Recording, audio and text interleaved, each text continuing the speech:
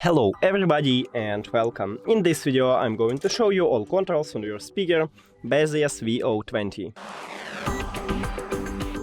You can play and pause the song by pressing one time on the multifunctional button. So press on it and I'm just play a song, press again and you will pause the song. To increase the volume, use volume up button, which will look like a plus, so press on it or quick press and you will increase the volume.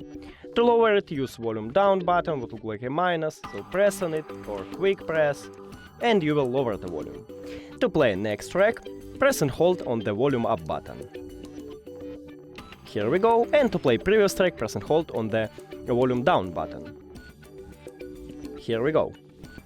Also, we have LED light button, so we can change LED light mode by pressing one time at this button. So pressing it, and as you can see, I'm just changing it. You can also disable and enable LED light mode. So if you press and hold on it, you will disable it, or if you have disabled it, you press and hold again and you enable it. Also, we have equalizer button, so let me show it to you.